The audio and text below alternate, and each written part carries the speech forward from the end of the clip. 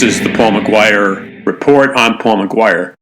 On today's program, I want to talk about how elite groups have been and are in the process of radically restructuring our society. Now, first and foremost, we have to understand that I'm not talking about merely superficial things that many of you are already aware of. I'm talking about the fact that if you go back to ancient secret occult societies, if you go back to the origins of the communist movement, the foundation of communism, the foundation of socialism, the foundation of Marxism, even though socialists, communists, Marxists claim to be militantly atheists, they claim to be what is called scientific materialists, which really isn't scientific at all. It simply means that science says that the only thing that exists is the reality that we can perceive with our physical senses. That's essentially scientific materialism, because the idea is we have proof and evidence of the existence of physical reality because we can perceive it through our eyes, our ears, our senses, and so on and so forth.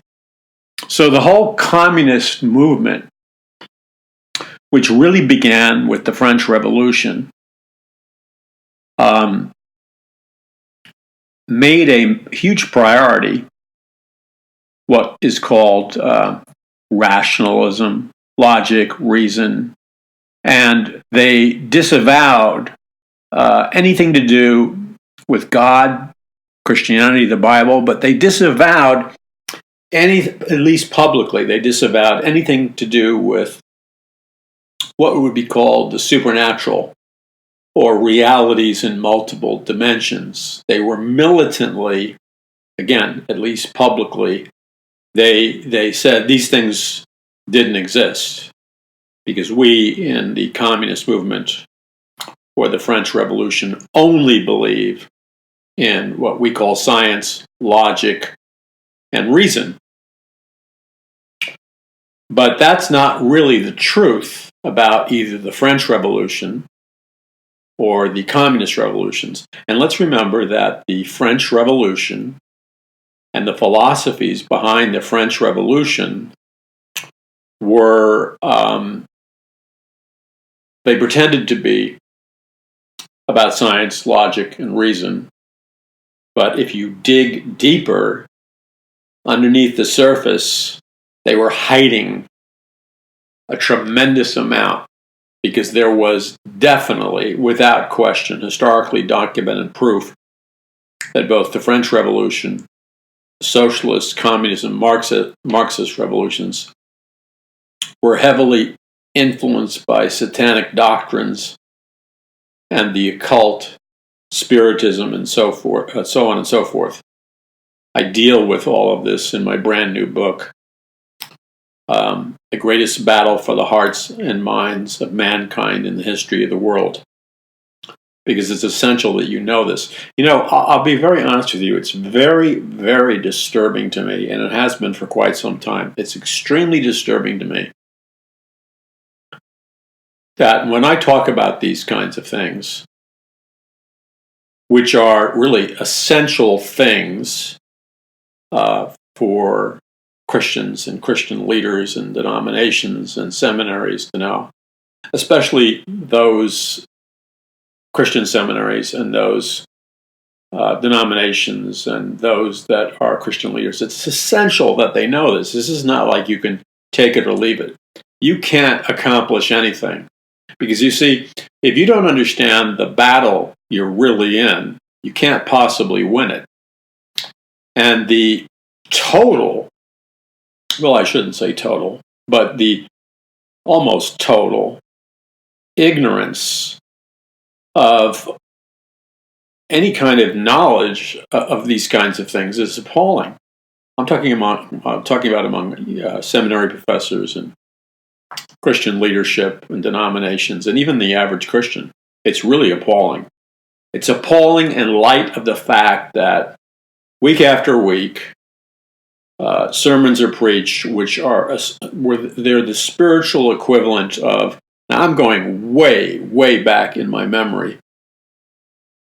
Well, not way, way back in my memory, but I was trying to remember my own childhood, but I gave up. But I remember our children and what we would feed them when they were little infants, besides milk, etc. And they had, like most babies, baby food. And I can't remember the name of the company, but it's the biggest company that makes these little. At least at that time, there were little glass bottles of baby food, and you'd unscrew the metallic top, and you'd serve your little infant, your little baby food, and it would be like peaches or carrots, but it'd be mixed up to a very like applesauce type mixture, and you would feed your child. Yeah, Gerber's, I think that's it. Am I right? I don't know. Gerber's baby food, does that sound familiar? I think that's what it was. So that's baby food, okay? Baby food actually tastes good. I know you adults, you've all cheated like I have, and you've tried some of the baby food, and it tastes good, probably because they put sugar in it. But here's the point. Baby food is fine for babies because babies cannot digest more complex and heavier food substances. So baby food is like, for lack of better words, it sounds disgusting, pre-digested food, but that's not really. It's just easier for the baby to swallow. Okay, we all know that, all right? But baby food is for babies. Baby food is for babies. So then why, every week in America, at such a large percentage of the churches, why are the Christian congregations that consists of adults or young adults or teenagers or whatever, why are they being fed a spiritual diet of baby food? Because when you feed people coming to your church, adults, teenagers, whatever, when you are continually feeding them baby food, you are producing, inevitably, spiritual babies, spiritual infants. And that's fine when somebody has newly been saved and they're just starting to grow spiritually. Yeah, okay, then they're spiritual babies. So they need baby food. They needed, a message that's light and easy for them to digest so they can grow spiritually. But of course, the Bible teaches and common sense teaches that after a certain period of time, spiritual growth is designed to occur. And in order for that spiritual baby, and it's legitimate when they're newly converted, in order for that spiritual baby to become a new man or a new woman in Jesus Christ, in order for them to be used by Christ, in order for the power of the Holy Spirit to move through their lives, in order for their destiny to be fulfilled, they have to grow up spiritually. I mean, the Apostle Paul didn't talk about baby food per se, but he used the term milk. Why are you feeding the flock milk when they should be eating meat, etc., at this time in their spiritual growth? In other words, he was rebuking the church back then. The Apostle Paul was rebuking the church, exhorting the church, and basically saying, you're supposed to be growing in the Lord Jesus Christ. You're not supposed to be spiritual babies endlessly. And so the Apostle Paul exhorted them and rebuked them for their lack of spiritual growth, and the fact that their lack of spiritual growth was connected to their spiritual diet. They were still eating baby food, milk, and they weren't ready yet for strong meat, the strong meat of the Word. because they weren't growing. Now, if somebody's perpetually a child, that's a problem. But we have, in evangelical Christianity, we have a problem among many problems. But the problem is you have people who are perpetually being fed a diet in terms of sermons and messages that is designed for a spiritual infant or a baby. There doesn't seem to be a growth process where it's evident that the spiritual babies are turning into spiritual adults. And one of the ways they become spiritual adults is that you incrementally increase the diet. You transform the diet incrementally into more of an adult diet, just like you do with little kids. When they're ready, then you can take corn and cut the corn off the cob and serve it to them. They're able to eat that, and so on and so forth. They can eat pieces of fruit and then, yogurt or whatever. And then you can move on to even more adult foods where there's like stronger proteins, etc. So the goal is maturation, the process of maturing. Because you can only be the person God created you to be when you become a spiritual adult. But you watch these sermons, and it's a never-ending cycle of spiritual baby food. So there's a big problem there. And it's not a problem, it's a crisis, for crying out loud. It's a crisis.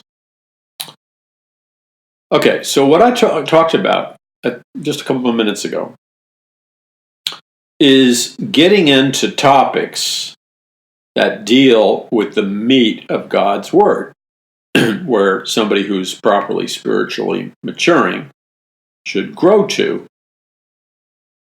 And so you have to not only intensify the spiritual diet from the Word of God, you have to equip believers and mature believers to understand their Bibles and how to connect their Bibles to reality and to the world that we live in. That's part of being a big boy or a big girl.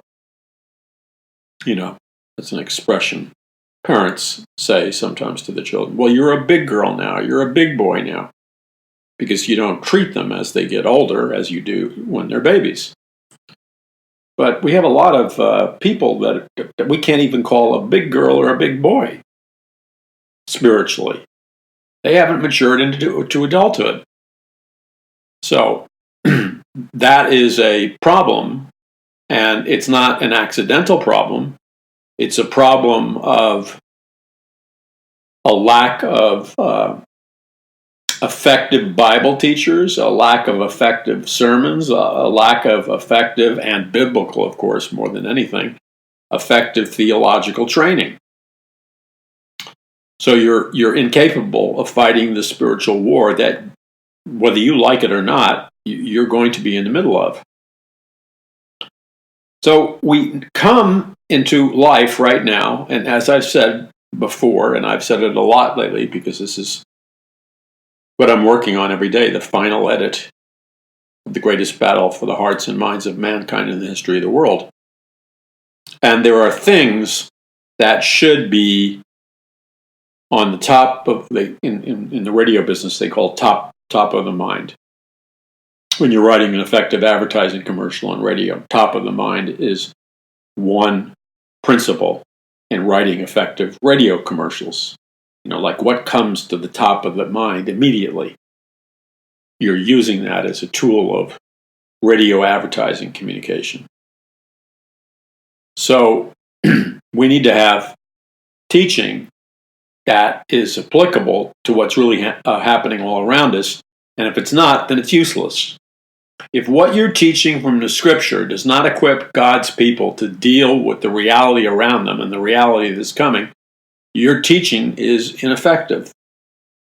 So let's go back to what should be it shouldn't be considered, the cop-out is, this is too high level for Christians. This is too above Christians.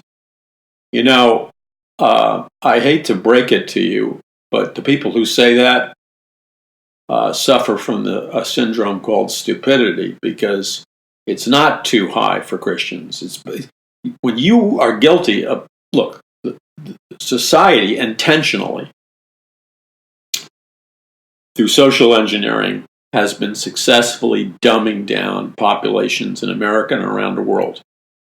In the book that I'm finishing up, I have documented evidence of scientific reports that came out this year, which determined that people are dumber, and their IQs are going down. In other words, they're dumber and their IQs are going down all around the world. That's not an accident. That's being done intentionally. People aren't just, mystically becoming dumber.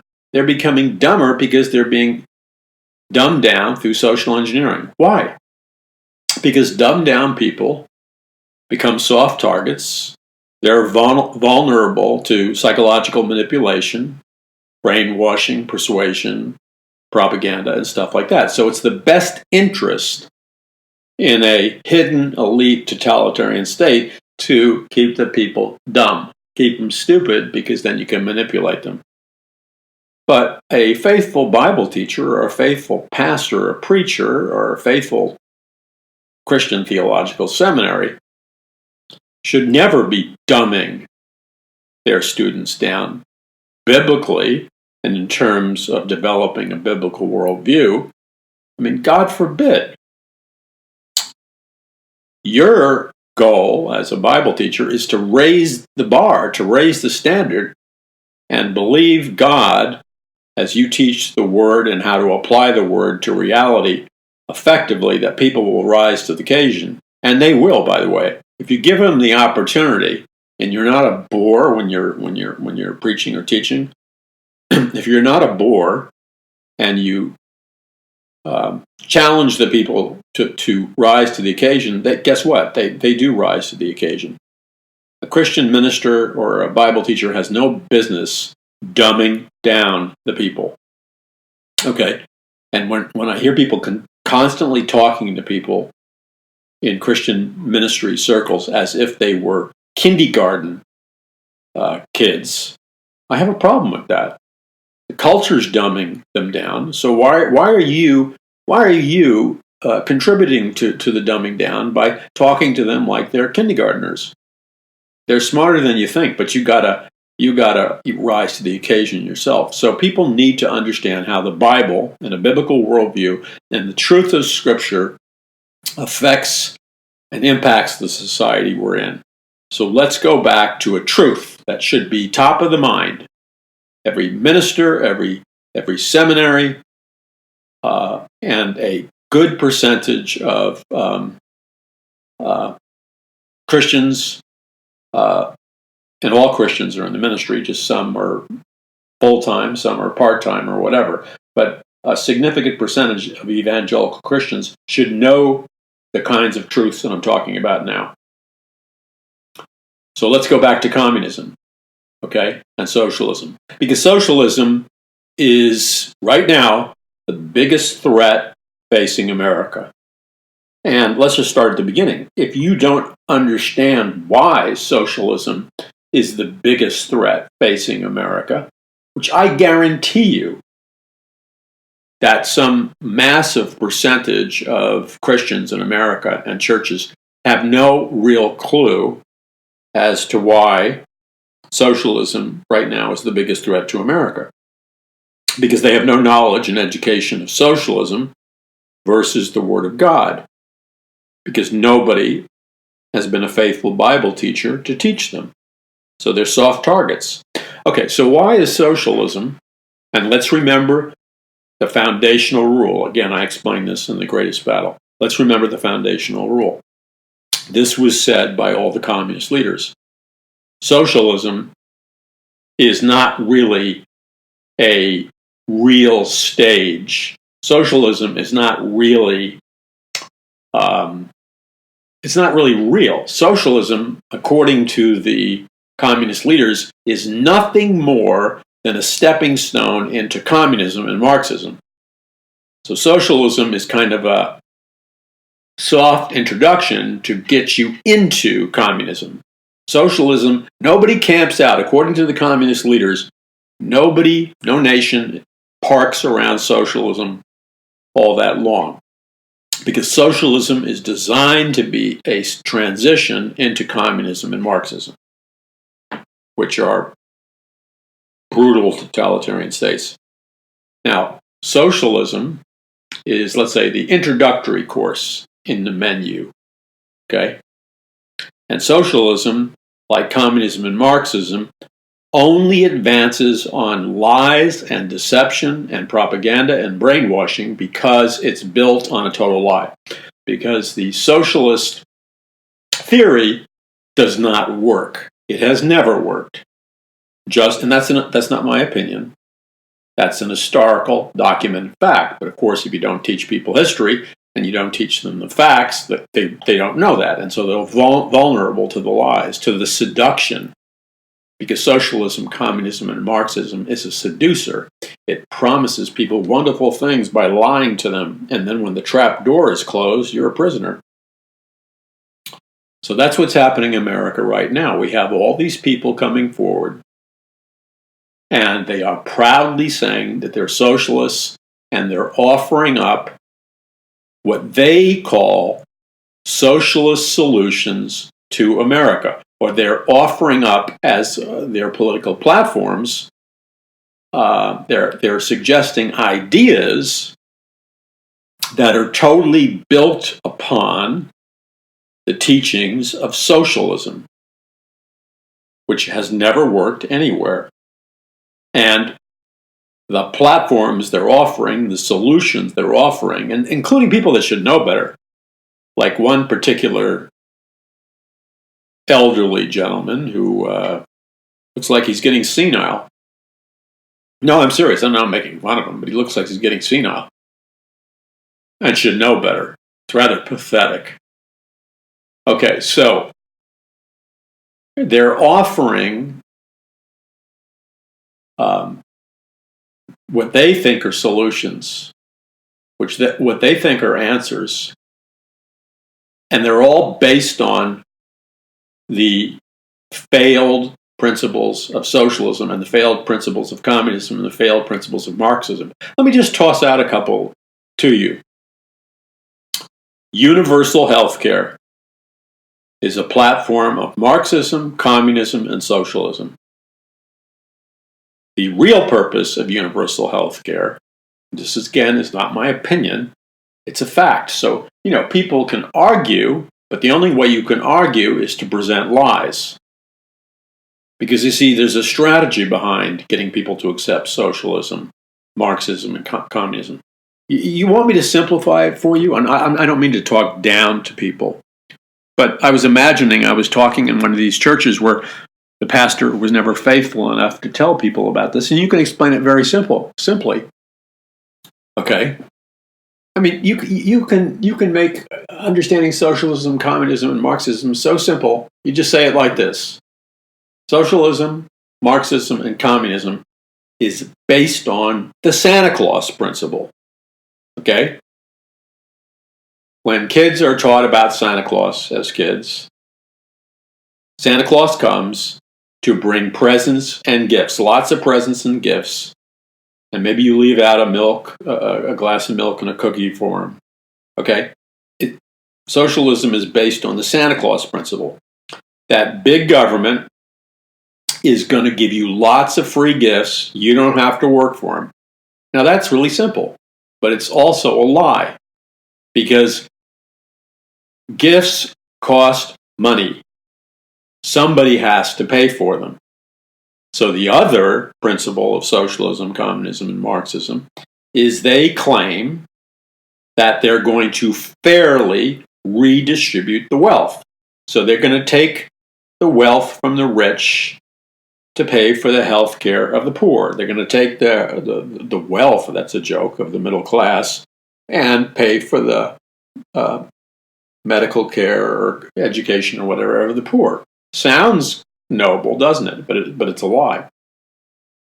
So they have all these programs, which are like gifts from Santa Claus, that they're going to give to people. Now, why are they doing that?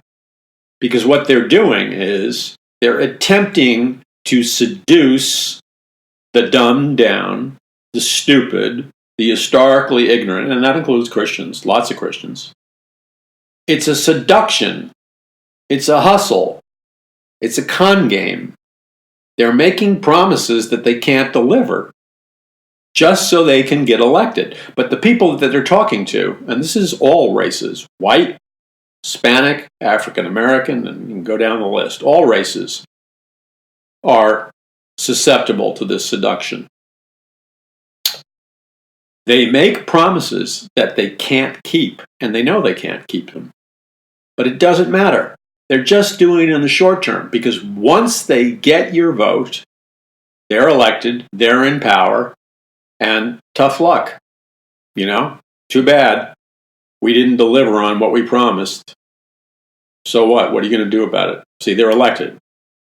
They'll say anything to get elected. That's how communism and communist revolutions happen. That's how socialism takes place.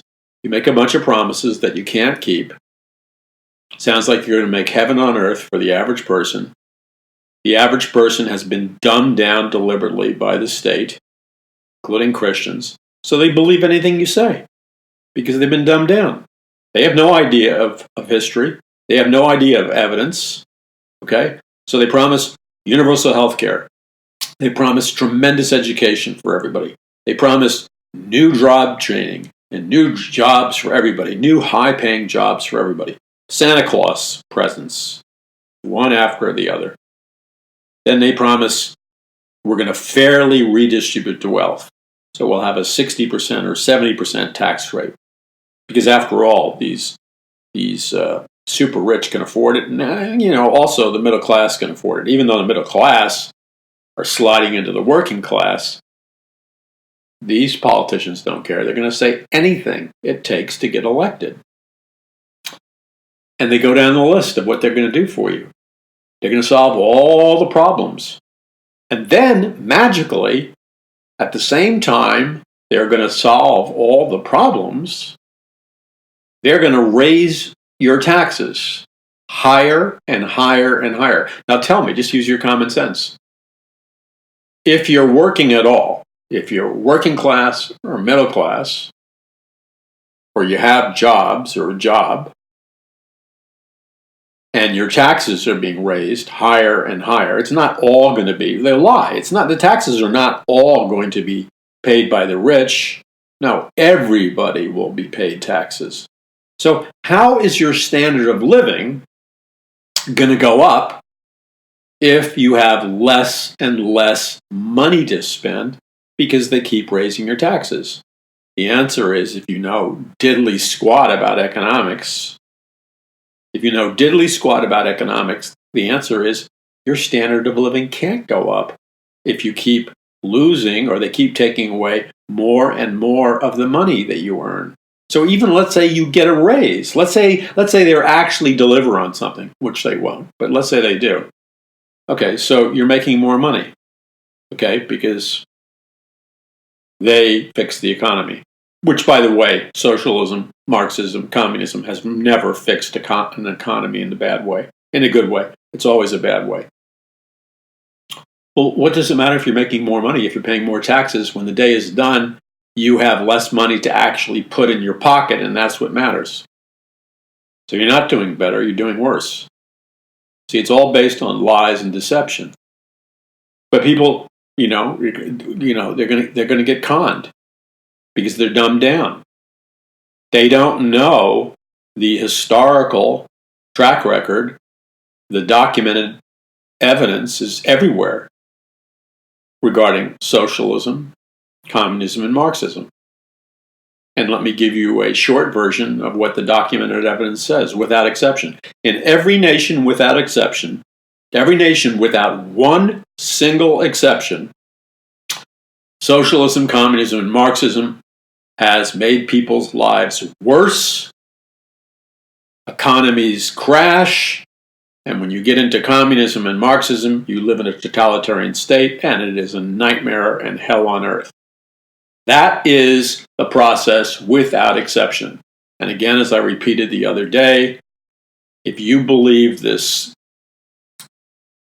smoke and mirrors garbage about, oh, look at the Scandinavian nations like Norway, they're socialist and they're doing well. What are you, an idiot? They were doing well, past tense. And the only reason they were doing well is because they used to be capitalist nations with a Protestant Christian work ethic. So they had money put away in bank accounts, land, businesses, etc. And so it was their capitalist, Christian, Protestant work ethic that gave them a big cushion that made it appear like when they turned socialist that socialism was working.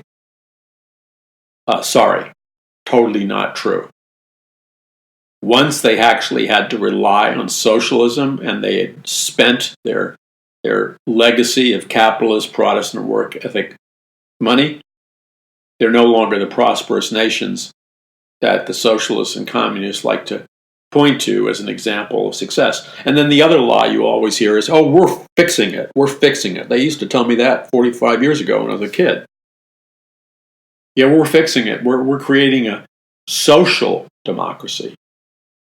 Or now they call it democratic socialism. Well, democratic socialism is the exact thing that when I was a kid they called a social democracy or democratic socialism. You play on the words, but it's the same thing. It's the lie that we're going to create a new version of socialism, because anybody with any brains knows that socialism stinks, and it'll be democratic. The people will be allowed to vote. That's impossible. If you had one brain cell, not two, if you had one brain cell that worked, you would know that that was impossible. Why? Because socialism, by its very nature, is all about government growing bigger and bigger and bigger and bigger to manage and micromanage every part of the economy. Okay? That is socialism. Giant government to micromanage everything. Okay? So you have two opposing beliefs. You say we've invented a new thing, or we're going to promote this new thing, which, by the way, is not a new thing. It's been around for ever. It's one of the biggest lies that they go to. You lie and say, we're going to have a democratic socialism. That's impossible. Because socialism is based on a giant, all-powerful government managing everything, controlling everything, whether you like it or not. How can you have a democracy where the people's votes actually mean something, and yet at the same time have this gargantuan, all-powerful, endlessly growing government that is going to micromanage and control everything, whether you like it or not? Once the socialist government is in place, they don't ask your opinion. They're all powerful.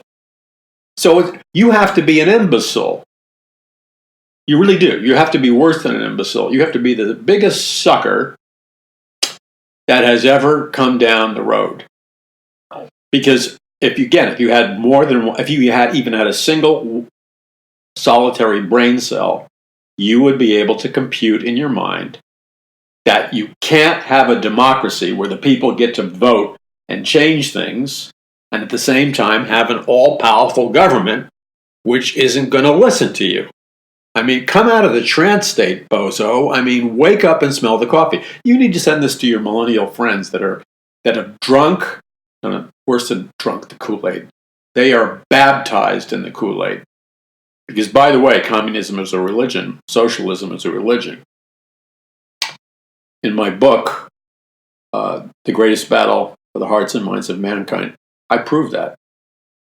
I was working on the final edit of that chapter today.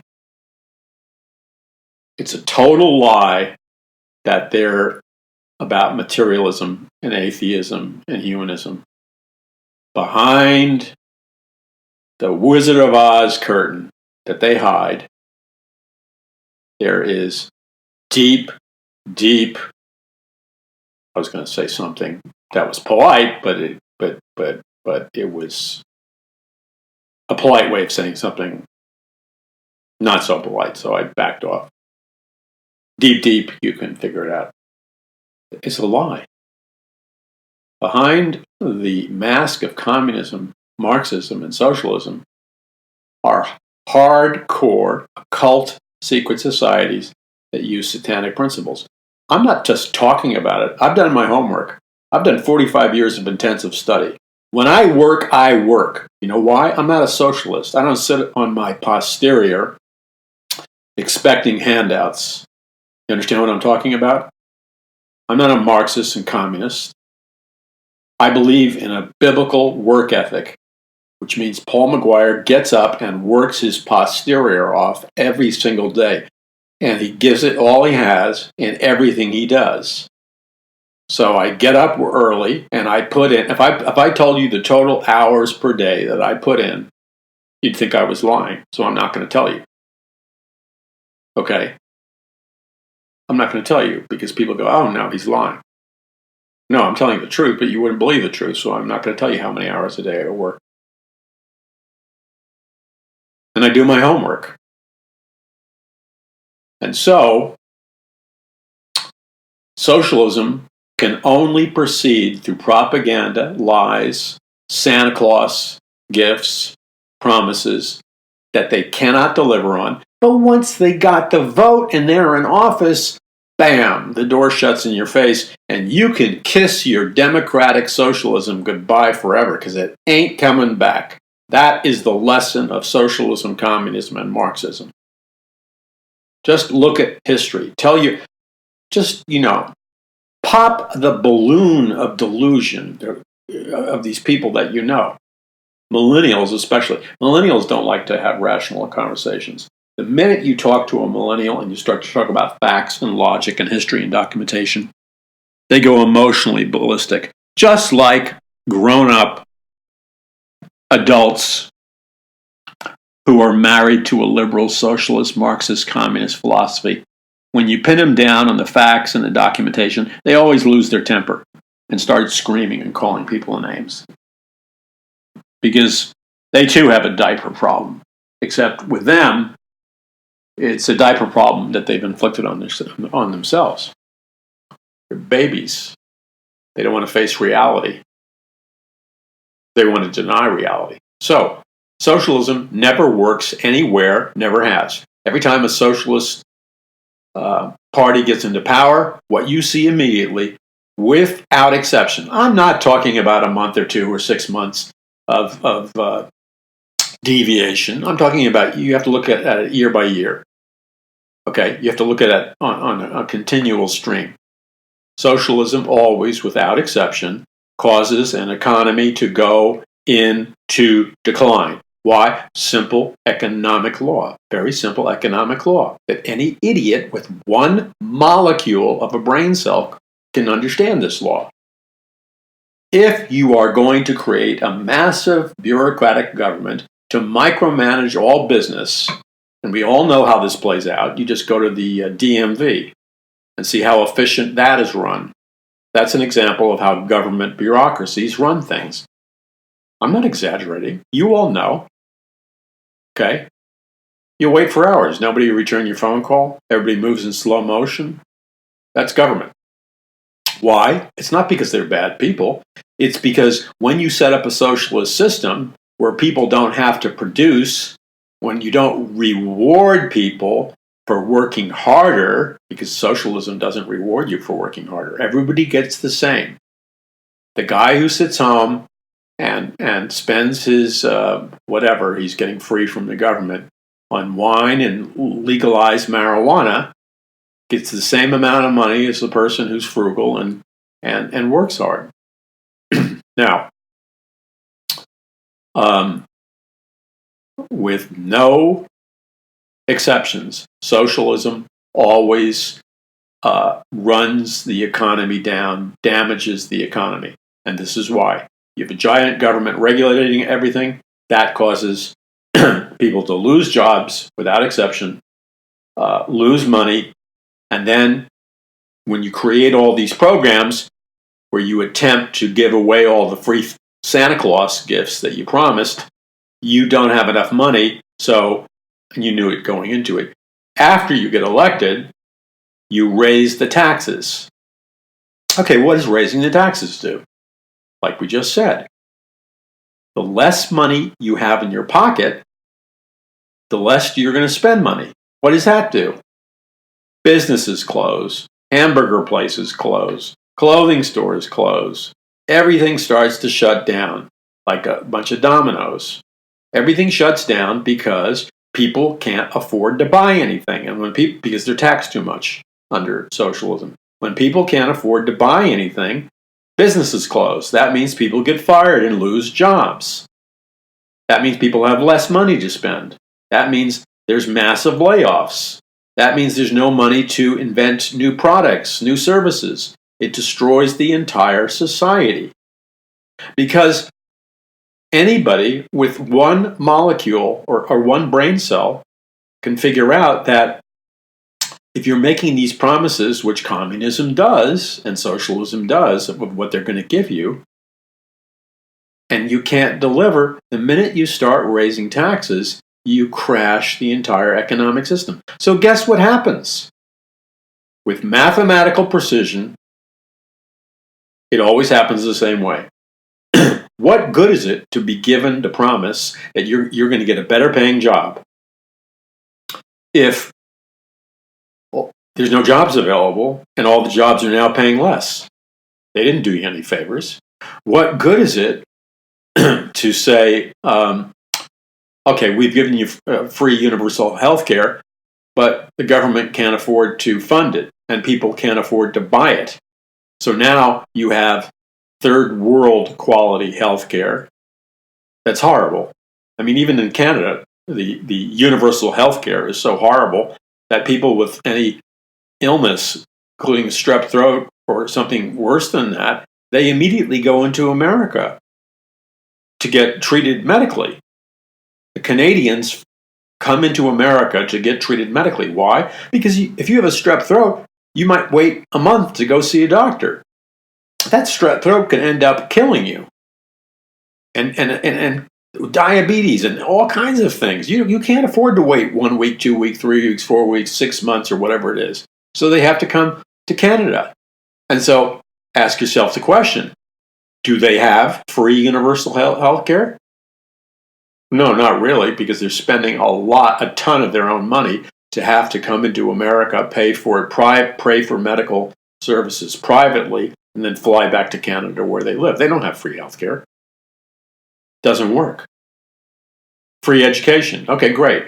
So everybody majors in ridiculous topics of study where they can't get employed. Like, I can't even say the things because I'll be accused of something. So socialism doesn't work. And where socialism always goes, according to the communist leaders who designed it, it's designed to transition you into socialism and Marxism.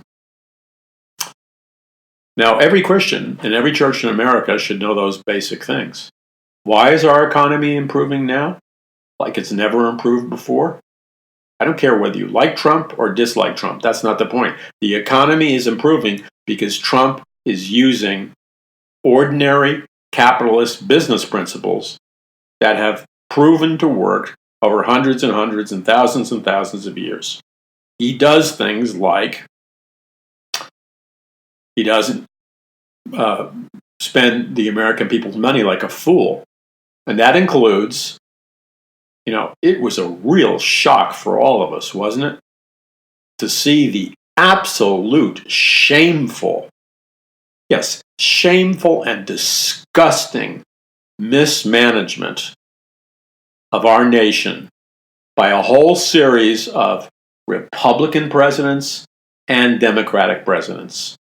When you saw all of these guys, okay, both Democrat and Republican, not one of them were able to put the economy in a profit position, because not one of them had even the tiniest amount of business experience.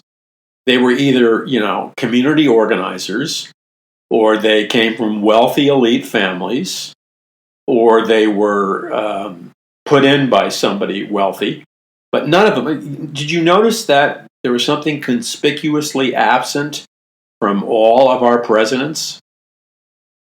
They didn't have it. They knew less about, all of our presidents, with the exception of Trump, knew less about business than anybody who ever managed a pizza place, anybody who managed an ice cream shop, anybody who has to manage a Starbucks, or any kind of business at all, anybody who's been a home cleaning service. I don't care what job you have. You have a basic business knowledge, because you know what things cost, you know what profit is, and all the rest of that stuff. Not one of our presidents had even the most minimal, and don't tell me George Bush Jr. had business experience because Daddy Bush gave him an oil company to manage. Do you think George Bush Jr. really managed the oil business?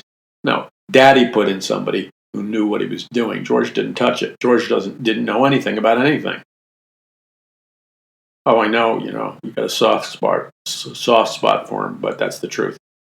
So it was shameful and disgusting to look at the truth regarding every one of our presidents. They had zero knowledge of economics. Not one of them grew our economy. I mean, we're talking about 60 years, and nobody grew the economy in 60 years. And we were always told there was some mysterious reason why we couldn't grow the economy. And we all knew that didn't sound right. But then after Trump got elected, and within months after being elected, he's causing our economy to profit for the first time. He's causing economic growth for the first time. He's forcing American businesses to quit, sorry for the bluntness, to quit raping the American people. He's forcing American businesses to come back and bring back their good-paying manufacturing jobs into the United States. Because these guys are greedy globalist capitalists. They don't care about you. They're no better than the socialists. So Trump is causing us to have more jobs for African Americans, Hispanics, everyone. The economy is growing. Okay? And he was able to do this as they unleashed an unholy war of demonic hell and lies against them 24/7, starting in the election of 2016, and it continues to this moment. The only president we've ever had in 60 years who's causing our economy to grow, who's standing up for Christian persecution and other things, standing up for pro-life and other things. But let's just talk about economics. The only guy who's causing our economy to grow, which is the only real way you can give working class, middle class Americans more jobs, better jobs, higher paying jobs, not lying jobs that will never come into fruition. And he's able to do all this as the same socialist politicians are unleashing a unholy war against him 24/7, which they're continuing today. They put him through Russian collusion. They put him through everything, and now they're going to put him through more stuff. Anytime anything happens in current events, they blame him. Lies, distortion.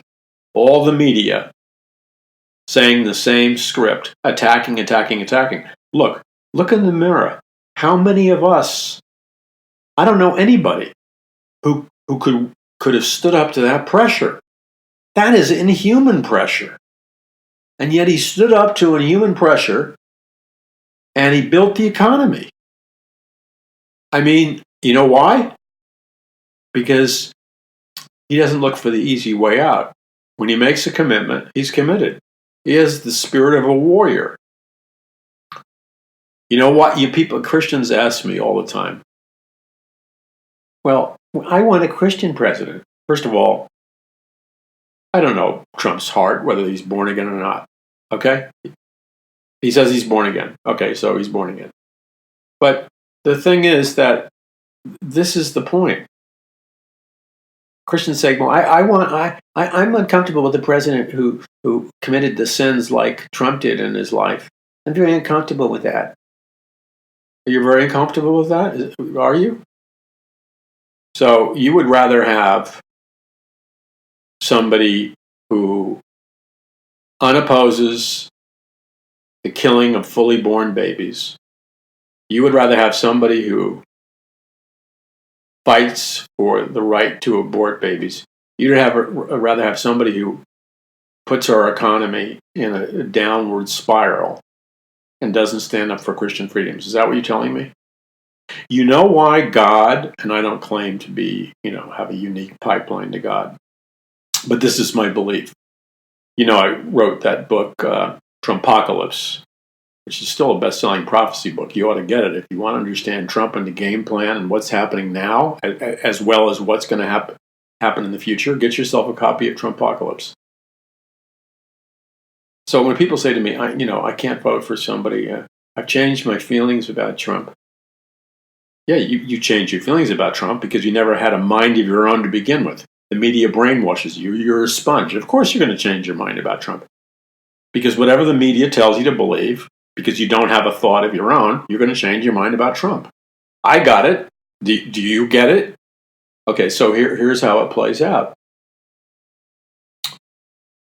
Trump had something in his character that I don't believe God could find among any of his people. So you had all these Christians who went, I want someone who's a Christian, who's more Christian, and spiritual, holy, and pure. I'm not mocking any of those things. Those things are the characteristics of God. I respect those things. I stand for those things. I believe those things. I'm not mocking those things. I'm mocking the mentality that refuses to come to grip with reality. Could it be that the reason God raised Donald Trump up with all his imperfections, and could it be that God couldn't find a man in the Christian community who was qualified to be president, to run for president? Could that be? I think that is the truth. You know why? The Christian culture does not prioritize tenacity, stick-to-itiveness, not giving up, having a warrior spirit. Doesn't prioritize that. So Trump wanted, God. I believe God chose a man who we could count on to be a champion, not a pansy. And that's what we got. I don't think God could find one. I'm not saying that those men don't exist in the Christian church, but I don't think there's many who exist who have the experience and the talents and the money and the other things necessary to run for president. So that's why he chose Donald Trump with all his imperfections, because I think God looked and said, gee, of all the Christian men I would like to choose to run for president, I'm looking into their hearts and minds right now, and I'm seeing that all of them may start out with good intentions, and if they manage to get elected, after about 6 months of this total hell after 3 months of this total hell and total attacks coming upon them, they're going to say, they're going to come before the American people and talk to their fellow Christians and say, I prayed and I believe the Lord's leading me to step down and resign. Yeah, that's what I think. Because they don't have the unique character that's only forged in fire of commitment and stick-to-itiveness and a warrior spirit. Yeah, that's the truth, whether you like it or not. Because you don't hear any sermons from the pulpits of America about being bold, about being tenacious, about being not giving up. Oh, I'm not talking about it in some cutesy, smirky, little motivational, passive way. I'm talking about in the hellfires of life way. Because I never heard a sermon yet about the sin of cowardice being preached from any pulpit. And yet in the book of Revelation, there's all these lists of abominations and sins that will keep people out of heaven and keep their names out of the book of life. And the very first sin that God names in the book of Revelation is the sin of cowardice, being a coward. I have never been to a men's meeting. I have never heard a sermon. I have never heard of anything except with the exception of myself. I'm not trying to brag, but it's the truth. I've never met anybody in the church who has preached a sermon about the sin of cowardice, being a coward. So when you never preach on the sin of cowardice, guess what happens? You end up, I'm not speaking of all Christian men, of course, but you end up with a large percentage of people who are cowards because they've never been taught from God's word that it's a sin.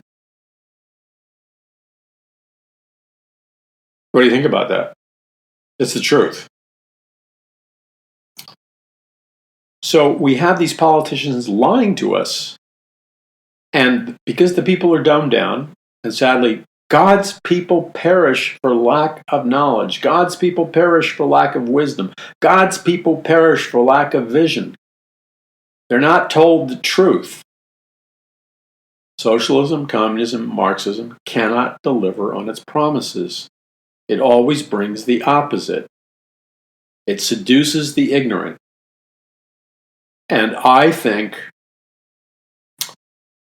the things that I'm hearing about what they're promising are so unrealistic is not even on the table. It's beyond Santa Claus gifts. They're promising things that they could never deliver. They know it, but that's not the point, because socialism advances on lies. As long as they can get the gullible to believe that they can deliver and they get into office, they don't care what happens once they're in office. And that's the legacy of communism, socialism, and Marxism. Every nation where it's been tried, you end up with people working at slave labor wages. You end up with people who all their freedoms are taken away. There is no social justice in communist nations, socialist nations. There is no social justice. There is no fair wealth redistribution. You have super wealthy people in the, quote, state, capital S, and the rest of the people are dirt poor. They can't keep money. They can't own houses. There's no incentive to work hard, and the economy crashes. There is no deviation or exceptions to what I said. Look at Russia today. Russia has a weak economy. They have a huge military, they have nukes, but they have a weak economy. China has a strong economy. But let's tell the truth about China. Did China get the super strong economy because they used socialist, Marxist, communist principles? Absolutely not. China's economy today, which is very strong, did not come from socialism, Marxism, communism, and its principles. It came from the fact that Rockefeller and the rest of the globalist international banking families secretly financed communist China. They rigged the trade treaties, which Trump is trying to do something about, and they created this artificial situation called cheating, which allowed China's economy to boom. Because you see, look, it's really simple. China, now remember, communist China made the promises to their people that every communist nation did. Oh, we're going to give you much better paying jobs and you're going to have a much better life. Okay, so how did China make its money? How did it have this powerful economy? It paid their people slave labor wages, or forced hundreds of millions of their people to work as slaves, laboring 12 hours or more a day, making American running shoes and TVs and computers and everything else. factories going 24/7 all over Russia. The people are working as slaves or slave labor wages. That's unfair competition. So American workers are now losing their jobs like crazy. And now you have these big retailers that buy all their goods in China so they can sell them cheaper. And what you have is China's economy became huge because the globalists, the international bankers, rigged the system to give them an unfair advantage. When you have slave labor, no country that's paying their people a decent wage can compete. So all the money gets sucked out of America, all the manufacturing gets sucked out of America, and all the jobs get sucked out of America, and China is booming. Now, this has been going on from one president to another, Republican and Democrat. So now for the first time, Trump is trying to get it back to be a fair competition. Oh, and on top of that, China stole all kinds of technology, secrets, and everything else, which they didn't have to invest in. So they were allowed to cheat. China did not become economically powerful due to socialism, Marxism, and communism. And the problem right now in China is it's corrupt. You have a very wealthy, billionaire, millionaire, multimillionaire, communist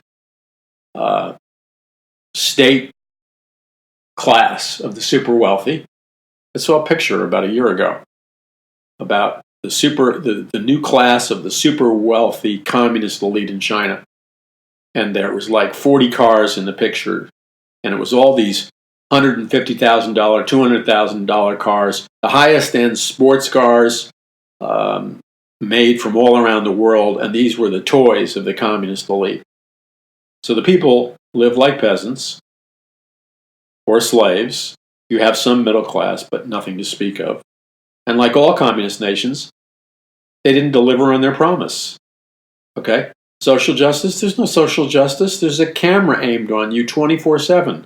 You're under total surveillance. You're under what they call the Communist Chinese social credit system. And so you're monitored, and you see people's faces when the camera's monitoring them, built by the whores at the big tech industry in America, surveillance technology, and there's a numerical score in front of everybody's picture. It's constantly going up or down, up or down. And when it starts to go down, when it starts to go up, you get little rewards from the Communist Party. But when it starts to go down, like you get caught reading your Bible. Well, if you get caught reading your Bible, they'll throw you in jail. You lose points. If you say God bless you when someone sneezes, that's a crime because you use the word God. And see, your behavior is monitored 24/7 with numbers going up and down constantly. That is total slavery, my friend. Total slavery.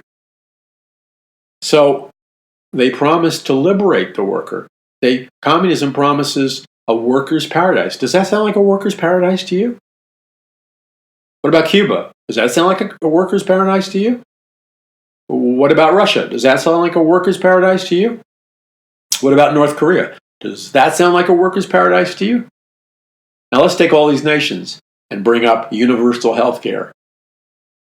And say this to your friends, the ones that are in a trance state. Knowing what we know about all these communist nations, they also promise universal health care. What do you think the quality of universal health care is really like in communist Russia, communist China, Cuba, North Korea? Come on. What do you think it's like in North Korea, the universal health care? What, are you kidding me? What do you think it's like in Russia? Are you really so stupid? I'm not talking to the Paul McGuire Report audience. I'm talking about people that you know and I know. Are they so stupid? Really, are they so stupid to think that there's quality universal health care in Russia and communist China? Unless you're a member of the elite. It's built on lies. So what is going to happen if America makes the fatal decision to go the direction of socialism? I can tell you what's going to happen because history teaches us what's going to happen. There's no deviation ever. Once the promises are made, the politicians who promise socialism get elected. Okay? Then the door slams shut. They get what they want. They're in power. They won't get kicked out of power. And guess what? Then everybody faces a collective reality check. All of a sudden, everything gets worse everywhere. You lose freedoms, the economy crashes, and on and on and on. And it becomes a nightmare. America becomes a hellhole like every communist nation. And now the course is irreversible because despite what you heard about democratic socialism, once socialists get into power, they write laws to make sure they never get out of power, or they use the military illegally to keep themselves in power. That's called a police state and a dictatorship. And then, what you really need to know, and I explain all this in my book, The Greatest Battle for the Hearts and Minds of Mankind in the History of the World, because this is the mental battle that's going on in the minds of millions of Americans, millions of millennials. They're weighing these things. This is a spiritual battle. Okay? This is a spiritual battle that has spiritual consequences. These soft, and they are soft, Christian evangelical pastors with their Gerber baby food sermons, they're not preparing God's people. They're giving them narcotics, man. They're dazed. They're giving them the theological equivalent of an injection of morphine, man. They're stoned. They can't see the obvious. They can't see reality. In my book, The Greatest Battle for the Hearts and Minds of Mankind in the History of the World, which you can pre-order now. If you pre-order now, you get a financial discount. And you get your copy before it's released to the general public. And you get an autographed copy. I expose in detail what I consider the biggest, darkest secret about socialism, Marxism, and communism, which is, first of all, that it was totally financed by the globalist elite and the super capitalists starting in the 1920s. That is a fact with documentation. Number two is that secretly, while pretending to be atheists, the major communist leaders in places like Russia and a number of other communist nations, while they pretended to be atheists because they abolish religion, they make religion illegal. In the Communist Manifesto, Karl Marx says, abolish religion, abolish morality. Did you hear that? Abolish religion. They mean the Christian religion. Abolish Christian morality. They pretend to be atheists, but the secret is they're practicing occultists, members of secret occult societies like the Illuminati, like others, and they're also Satanists. And that isn't just verbiage. I have documentation for you. I've known this quite a while, but I have new documentation.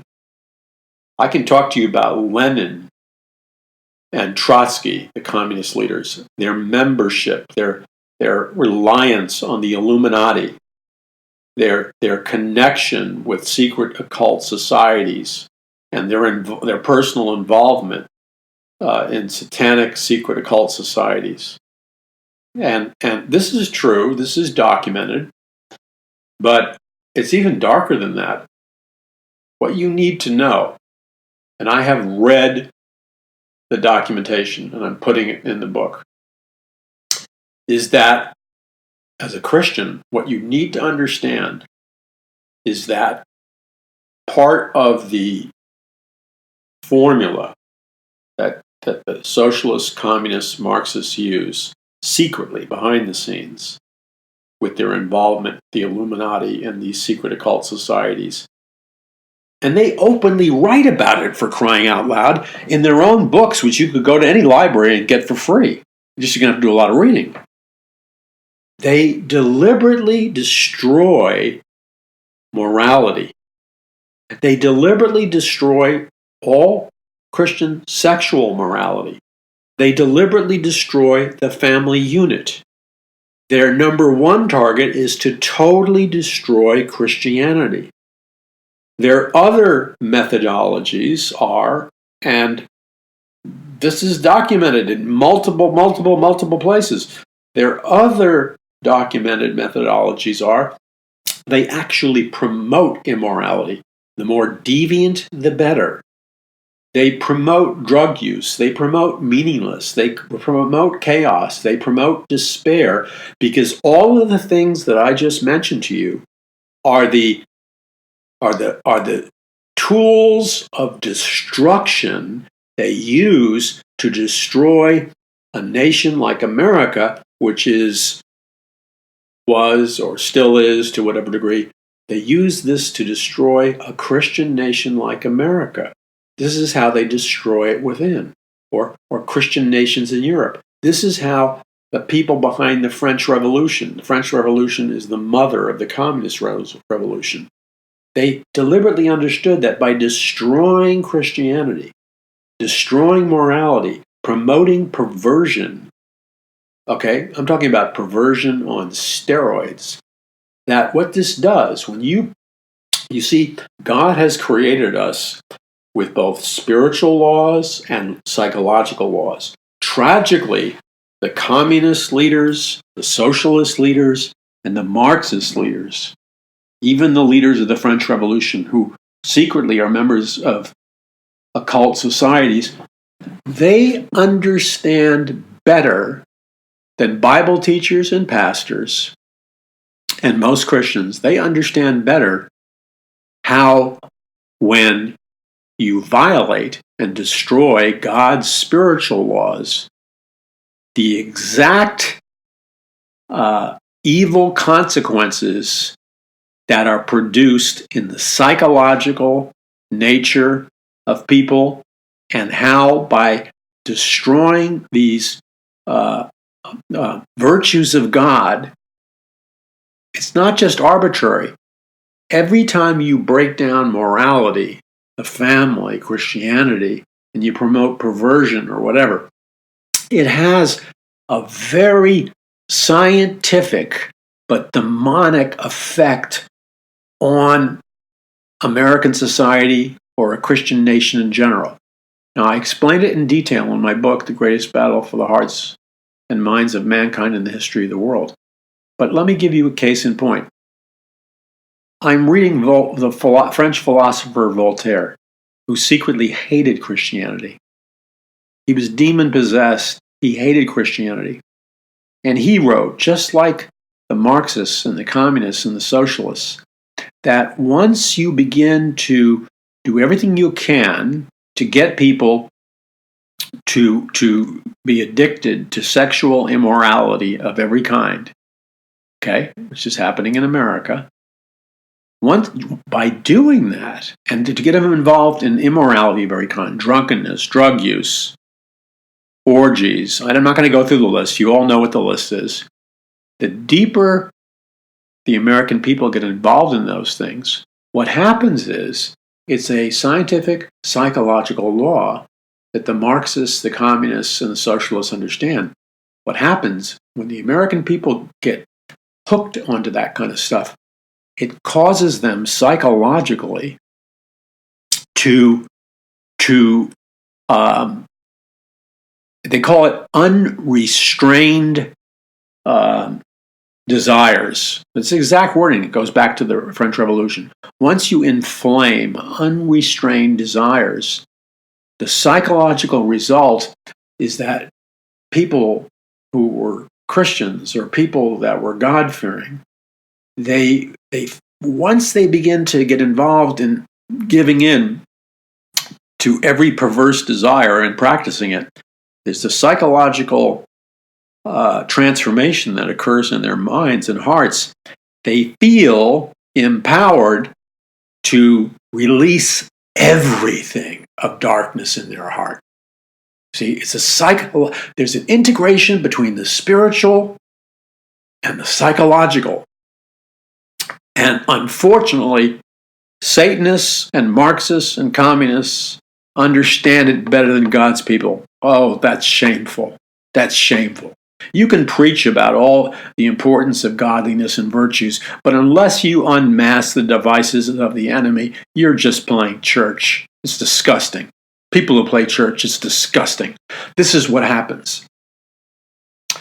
Once you get enticed into all this spectrum of immorality, which is done on purpose, then a psychological change happens to you subtly. You lose your ability to perceive right and wrong. It's kind of like when Adam and Eve ate of the forbidden fruit. It changed their perception, but not in the way they thought it would.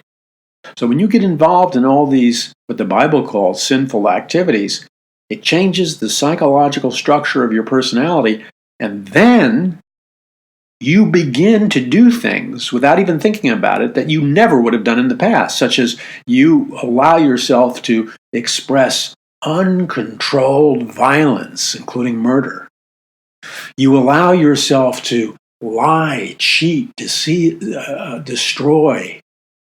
You become a very dark person, okay? In all these different areas that don't appear to be, at first glance, directly related to the involvement in these sinful activities that communism promotes. You see, the communists have demonic intelligence. Oh, I wish you knew what I was talking about. Demonic intelligence. We're supposed to have the intelligence of the Holy Spirit. But they're more dedicated in their commitment to demonic intelligence than God's people are committed right now in America to biblical intelligence. It's shameful. My heart breaks for what's going to happen to this nation if we don't turn the course.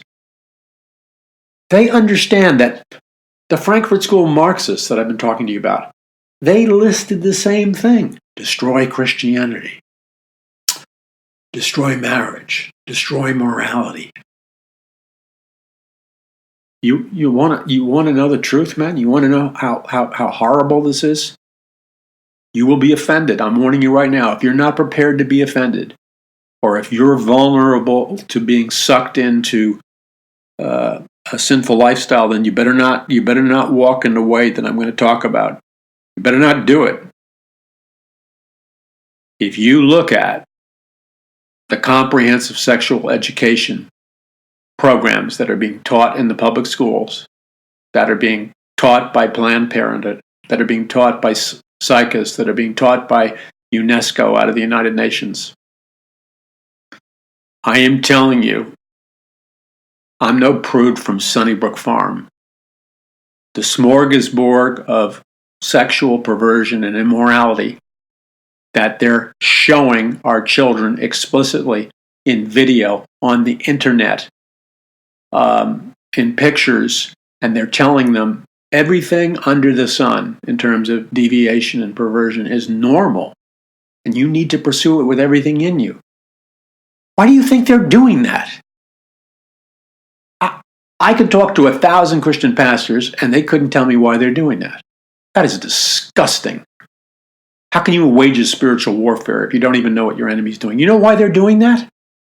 They understand that there's a connection between the destruction of the human personality, and that if you can get that into the kids, what happens as a result of that exposure and creating those new normal lifestyles is that when it comes to areas like violence, murder, chaos, lying, cruelty, anarchy, beating people to death. We hear the news reports. We're hearing stuff. It's just the beginning, baby. It's the first wave. We hear about cruelty like we've never heard before from young kids. Beating people and kicking them in the face shamelessly when it's on the ground. That didn't come out of nowhere. That came from the psychological demonic intelligence corruption through immorality. You see, once you cause certain walls to fall and safeguards that God has put in the human personality, once you collapse them, man's nature becomes increasingly more demonic. You understand that? And what that means is that's what they want. And why do they want it? Because they can't take us to the next phase, which they've openly written about. They've told us what the phase is. Christians would stop playing church and read what the next phase is. Maybe they'd stop playing church. They have to do this to psychologically change people so they will be ready to go into full-blown anarchy, full-blown violent communist revolution. You see, it changes the personality, so people now will be violent, they'll be cruel, they'll be anarchists, they will do horrible things, they'll burn down buildings, they'll shoot people, massacre them. All this stuff happens, but they want that because that's how they storm the gates and move from a politically correct Frankfurt School communist revolution into a full-blown Stalin-Lenin communist revolution where you torch your enemies, you shoot them in the face, you gun down Christians by the thousands, by the millions, you send people to concentration camps and you kill them. You think this is a fantasy I'm telling you? You think it's a fantasy? You think it's a daydream? Are you so inept? I'm not talking about listeners of the Paul McGuire Report. I have to speak strong. And if it upsets people, so be it. If people misjudge my character, so be it. I would rather rock the boat. This is me blowing the shofar. My shofar is to use intense language because I don't have a lamb's horn to blow through. That would mean anything to anybody. And certainly blowing a trumpet isn't going to help anybody but a Boy Scout. So I have to use a trumpet of warning, a shofar of warning, because I'm a faithful watchman. I'm awake. I didn't fall asleep on my job.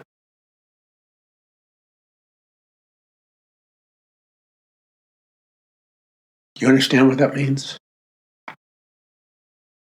I didn't fall asleep on my job. And neither did you, or you wouldn't be listening. We have got to wake God's people up before this whole thing comes crashing down. Yes, we have an election which may delay it. But what happens after the next election? Do you think that they're going to stop the unrelentless assault against this man? No, they're not. Because there's a deep state involved. And behind the deep state is the globalist elite. Now, we can turn this thing around. Yeah, it's a winnable war. But it's going to require a radical 180-degree change. And the only way that I can see to precipitate that, besides calling on God, fasting and praying and repenting, which is first and foremost, is to, for me, I have to blow the trumpet, the shofar. Well, guess what? We're living in, the age of computers and satellites and laptops and cell phones. If I blew a lamb's horn, I think it's great when people do that, but it doesn't communicate anything tangible. If I stood here on the radio, Paul McGuire Report, and blew a trumpet, what would that do? People would have spiritual goosebumps, and that was it. They'd go back to sleep. So I have to use vocabulary to grab people's imagination, to shatter the strongholds. I hope you understand my motive. It's love. I'm loving my neighbor as myself. If I allowed my neighbor to perish, I wouldn't be loving, would I? This is the battle for our lives. This is the great spiritual battle before the return of the Lord. Don't deceive yourself. We are in, right now, at this moment, the greatest spiritual battle.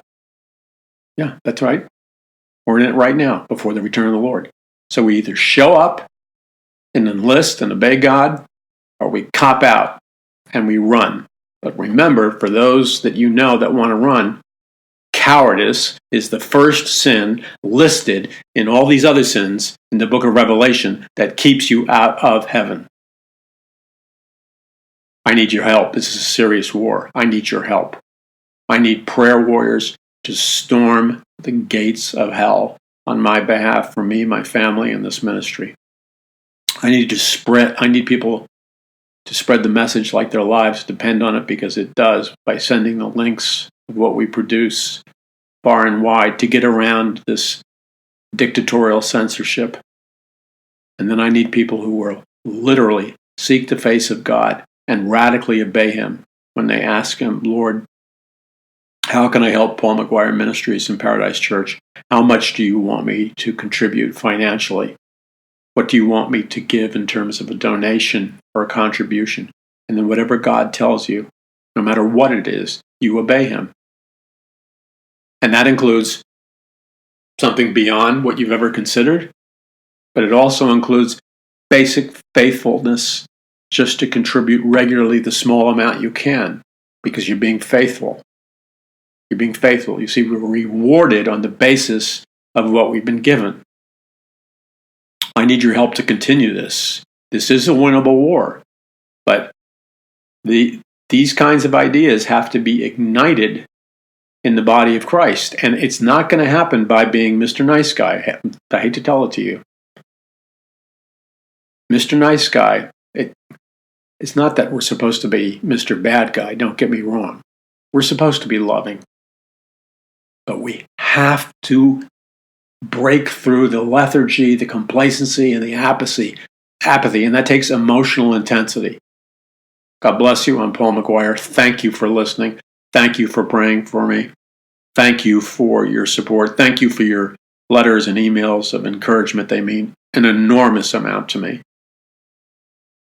We can win this war. Everything in me knows that. I know that. I know that, because why else would Jesus Christ have said, occupy until I come, if he didn't give us the power and he didn't have the desire that we would occupy until he comes? God bless you. I'm Paul McGuire. Visit paulmcguire.us. That's paulmcguire.us.